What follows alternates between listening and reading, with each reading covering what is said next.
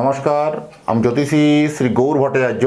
হ্যাঁ, থামেলে ঠিকই পড়েছেন যে কন্যা রাশির জাতক বা জাতিকাদের জন্য এই আগস্ট মাসের শেষ দুটো সপ্তাহে এই তিনটে ঘটনা ঘটবেই ঘটবে।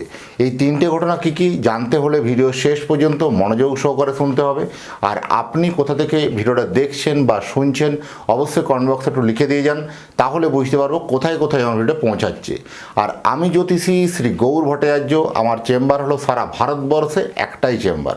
অন্যান্যদের মতো বিভিন্ন পাড়ায় পাড়ায় চেম্বার, বিভিন্ন শহরে চেম্বার, বিভিন্ন হোটেলে চেম্বার আমার নেই। প্রত্যেক দিন আমি একই জায়গায় বসি, প্রতাপবাগান 6 নম্বর সরণি, বাঁকুড়া।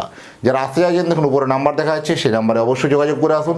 বা যারা অনেক দূরে থাকেন, যাদের পক্ষে আসা সম্ভব নয় বা আসতে পারছেন না, তারা অনলাইন কনসালটেন্সি নিতে পারেন। অনলাইনে দেখা করতে হলে কী করতে হবে, আপনার নাম, জন্ম তারিখ, জন্ম সময়, জন্মস্থান এই তথ্যগুলো পাঠিয়ে দিন। পৃথিবীর মানচিত্রে আপনি যে কোনো জায়গায় থাকুন না কেন, সেখান থেকে বসে আপনি আমার সাথে কথা বলতে পারবেন, সরাসরি ফোনে বলতে পারবেন।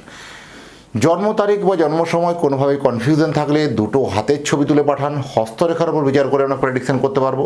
আর আমার কাছে দেখাতে হলে একটা কথা মনে রাখতেই হবে, বারবার বলি আমি, যে নিজের প্রবলেম বা নিজের সমস্যার কথাগুলো নিজে থেকে বলবেন না, বলবো আমি, পথ দেখাবো আমি, প্রত্যেকটা ভিডিওই বলি আমি। অবশ্যই কিন্তু সেখানে যুক্ত হয়ে যান, তাহলে আপনারা নতুন কিছু জানতে পারবেন। আর এই যে শেষ সপ্তাহে দুটো সপ্তাহ এই কন্যা রাশির জাতক বা জাতিকাদের জীবনে উল্লেখযোগ্য সময় হতে চলেছে।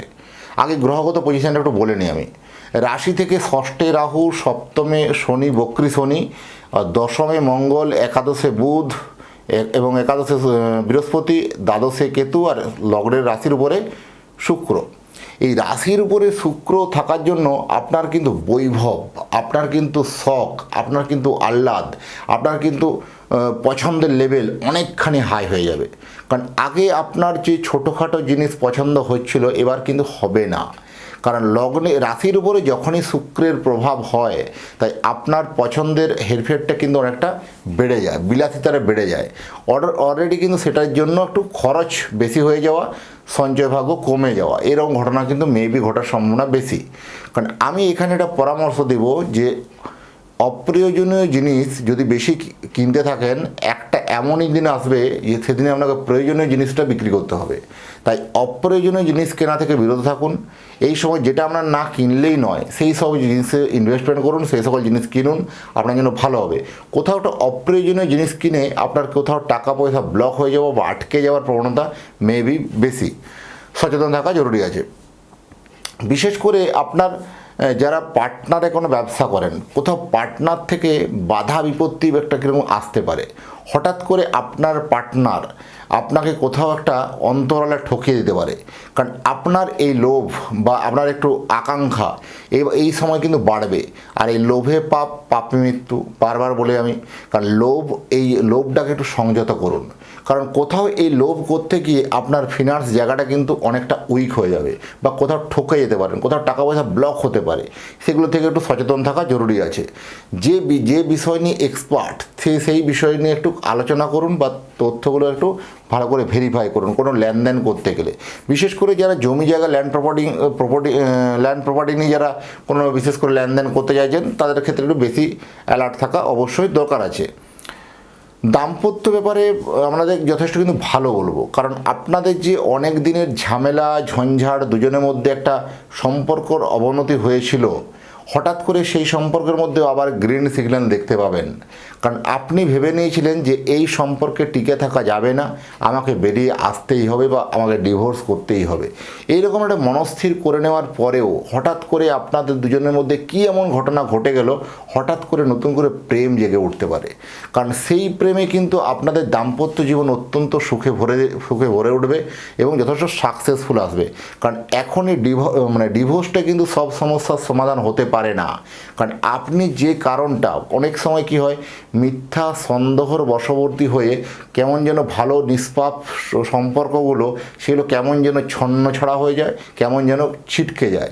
সেইটাকে একটু ভালো করে বারবার ভেরিফাই করে দেখে নেওয়া উচিত। আপনি যেটা ভাবছেন, যেটা করতে চলেছেন, সেটা কিন্তু ঠিক নয়। তাই ভেবে সিদ্ধান্ত নিন, অবশ্যই আপনার ডিসিশনটা কিন্তু বদলে যেতে পারে, এমনই কিছু ঘটনা ঘটবে। আর পারিবারিক ক্ষেত্রে আমরা মায়া মমতা অত্যন্তভাবে বাড়বে, কারণ আপনার হচ্ছে কন্যা রাশির জাতক বা জাতিকারা এরা অত্যন্ত দয়ালু মানসিকতার ব্যক্তি। এরা মনের মধ্যে কোনো কষ্ট কারোকে দেখতে পারে না, এরকম ধরনের একটা প্রবণতা এদের বেশি। তো এই সময় যে আপনার জন্য যে মায়া মমতার এত বাঁধনে আপনি বাধা পড়বেন, কারণ দেখবেন বাড়িতে ছোট্ট সদস্যের মায়াতে আপনি কোথাও দেখবেন বাড়ির বাইরে বা বহু দূরে গিয়ে কাজ করতেও একটু অনীহা ফিল করবেন।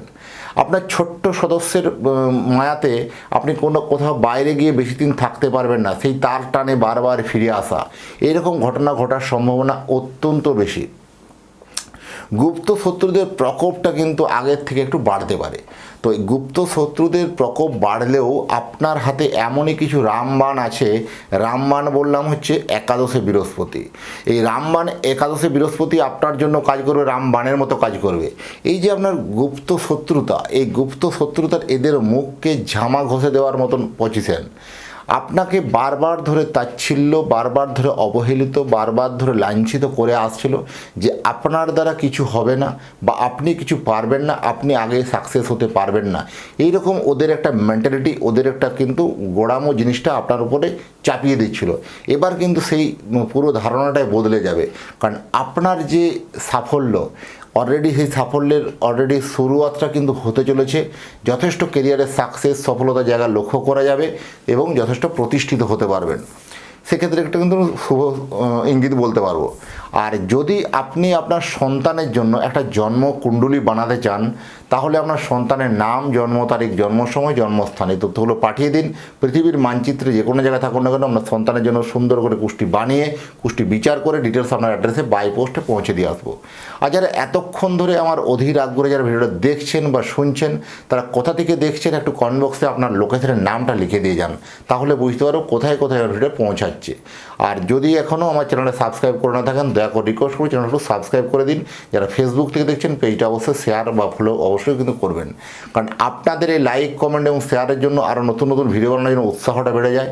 আর আমি জ্যোতিষী শ্রী গৌর ভট্টাচার্য, আমার চেম্বার হলো সারা ভারতবর্ষে একটাই চেম্বার, প্রতাপবাগান, 6 নম্বর সরণি, বাঁকুড়া। নমস্কার।